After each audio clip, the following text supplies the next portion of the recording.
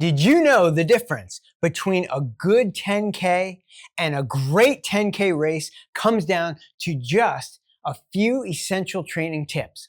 So in this video, we are going to cover essential training tips for running a faster 10K race, simple things that you can do that's going to improve your training and get you exactly where you want to be to that perfect time on your 10K race day. So stay tuned because we are doing this right now.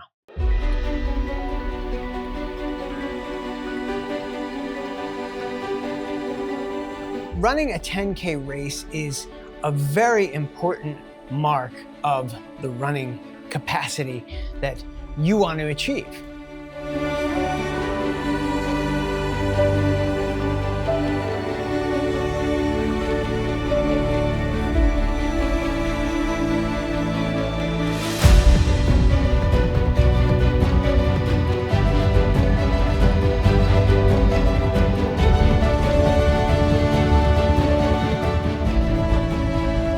Hey everybody, my name is Dave. Welcome to the channel. You know, many runners struggle to get that 10K mark in their races because of a few different things. And one of them is uncertainty, because there's so much information out there, right? There's so much stuff that we can follow. One person says do this, another one says do that. And what I train every runner on and what I train myself on is looking at what works for me. Right? And this requires some testing. You have to try a couple different methods and really see what works for you. In a few weeks, I'm going to be pacing the Daytona 1 10K race, and I'm going to be the 50-minute pacer, which means my target pace is roughly 8:01 to 8:03 per mile. I'm going to share how I pace those races and then some tips as to what you can train on as we're approaching the last few weeks, or maybe you're just starting a training plan for a 10K and you can apply these tips to that as well. All right, so the first thing is to definitely include some interval training into our runs. And this one is kind of across the board. Everybody talks about interval training, but what is the best type of interval training? One of the most effective strategies for interval training that I've found is to run an 8-minute block at 90 to 95% effort, and then a 2-minute recovery, and repeat that anywhere from 3 to 5 times. Now, through that 8-minute block, you want to be pushing a little bit harder than your race pace. And on the 2-minute recovery, you just want to walk and really let your heart rate drop. One of the things I tell people is to not go out too fast, but just start just a little bit slower than your pace for the race.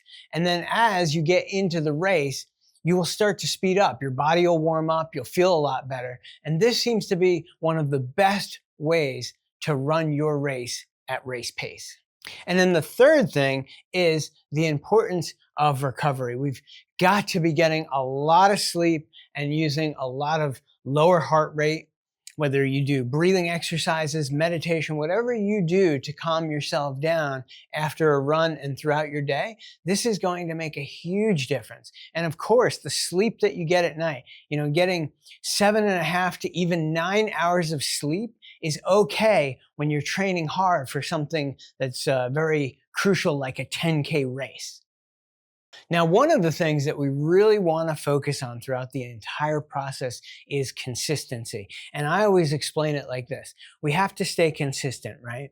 But what happens is if we start training a little too hard, we start getting burnt out, then we can't keep up on our schedule. We want to take a lot of days off. So we're constantly pushing that limit. We want to try and train as hard as we possibly can just before we reach that point where we're overdoing it. And then if we're overdoing it, back it off a little bit, take a couple days rest. There's nothing wrong with taking a couple days rest when you're training really hard. A lot of people feel like they're going to lose all their momentum that they've gained. This is just not true. Taking a couple days off is going to give you a better recovery. It's going to help you to run faster. But we do want to stay consistent throughout that process and not just completely fall off. I've seen this happen to a lot of runners. They just train so hard for the first couple weeks, and then they can't seem to even get up to race pace for a while, and now we've lost our consistency. So we definitely don't want to fall into that. So the way that we defeat that is to just keep pushing and monitoring. But like if we feel that we're just going a little too hard, just back it off a little bit and try to stay as consistent as you possibly can. All right, so to bring it all together, these tips are going to help you run a better 10K race, and it's going to make it more enjoyable. The whole point of running faster with less effort is to make the whole experience more enjoyable and give you more relaxation on race day and the better training so that you know that you can hit your race time for your 10K race.